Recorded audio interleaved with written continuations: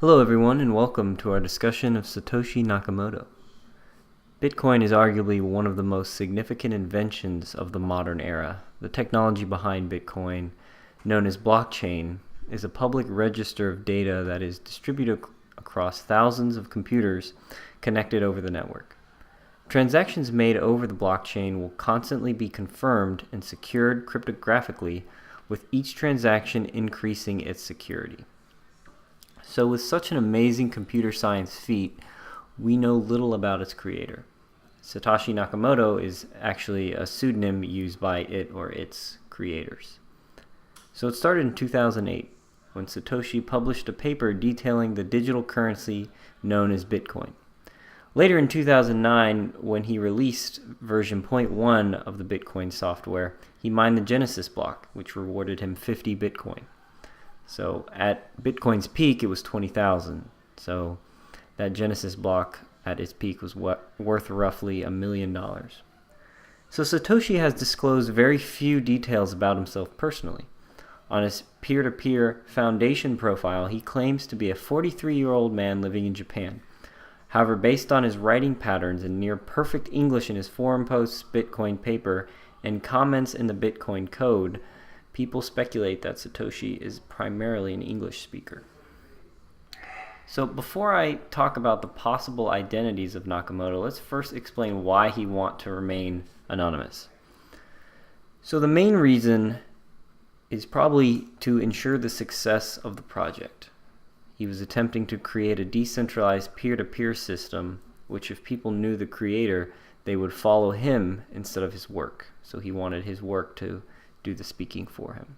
Further, any announcements or opinions from Nakamoto could be seen as investment advice, and perhaps he decided to remain anonymous to avoid conflict of interest. The other pretty obvious reason to remain anonymous is to avoid prosecution. Historically, creators of alternative currencies have had trouble with the law. For example, in 2007, eGold was accused of illegal activity because they did not know what their customers were doing or who they were. Similarly, Bitcoin can be used by anyone to purchase anything. In the media, it was notorious for its use on the Silk Road and darknet marketplaces as a popular anonymous payment method. So there are 4 people we're going to talk about today. So first, let's talk about Craig Wright. He's the most recent and potential candidate. He's had some activity in the news in recent years. So Craig Wright is an Australian entrepreneur who in 2016 actually claimed he was Satoshi Nakamoto.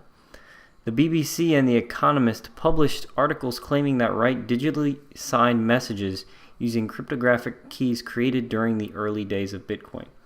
Keys from block number 1 to number 9 with Nakamoto to Hal Finney. So we're going to talk about Hal Finney later. But however, Dan Kaminsky, a security researcher, claimed that the proof provided was a scam and that it was just reused signature data from a transaction performed by Satoshi in 2009. Wright also said he would provide more substantial evidence that he was the Bitcoin creator, but nothing has come to light so far.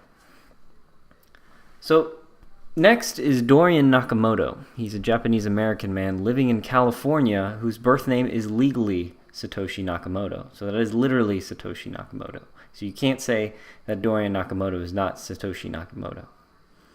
Dorian studied as a physicist at Cal Poly University in Panama, then working as a systems engineer on classified defense projects until being laid off in the early 1990s.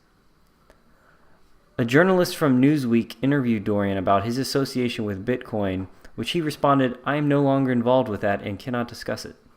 However, in a follow-up interview, Dorian claimed he had misunderstood the question and thought he was being asked about his previous classified work. Further, Satoshi Nakamoto's profile on the peer-to-peer foundry made its first post in 5 years after that interview, stating, "I am not Dorian Nakamoto." So this may not mean much, as Nakamoto's original peer-to-peer foundation is believed to have been hacked. Although the man in question is literally Satoshi Nakamoto based on the evidence, it's unlikely that this same Satoshi created Bitcoin. So Nick Szabo is our next potential candidate, having more than just the name as proof of evidence. So Nick has published a paper on BitGold which is suggested to be pre-Bitcoin. And later a blogger used stylometric analysis and claimed that Nick was indeed Nakamoto. Nick responded to the claims of being Nakamoto by saying, "While the security technology is very far from trivial, the why was by far the biggest stumbling block. Nearly everyone who heard the idea thought it was a very bad idea. Myself, Wei Dai, and Hao Finney were the only people I know of who liked the idea enough to pursue it with any significant extent until Nakamoto. Only Finney and Nakamoto were motivated enough to actually implement a scheme." And Nick also openly denied being Nakamoto by saying, "I'm afraid you've got it wrong doxing me as Satoshi, but I'm used to it." So it's unlikely that Nick is Satoshi, even though he fits the criteria well. He is very open about not being Satoshi. So finally, there's Hao Finney, who could potentially be our best candidate. He is a pre-Bitcoin crypto enthusiast who is the first person other than Nakamoto himself to use the Bitcoin software. Many speculate that Finney was Satoshi's ghostwriter and that the name came from him living a few blocks from the Dorian Nakamoto family home. After meeting with a Forbes journalist, Annie Greenberg, Finney claimed that he was not Satoshi. Julia and associates ran analysis of Finney's writing compared to Satoshi's emails and concluded that although they were the closest comparison they had seen, other Nakamoto writings were still a better match. After speaking with Finney, Greenberg concluded that Finney was telling the truth, claiming he was not the Bitcoin creator. Finney was later paralyzed by ALS and died at the age of 58. He was also immediately sent to have his body cryogenically preserved, which is pretty cool. Maybe he'll be revived one day and has a couple 100,000 Bitcoin. That'd be cool. So, although the public may never know the true identity of Satoshi Nakamoto, it's believed that the Department of Homeland Security knows the billionaire's identity.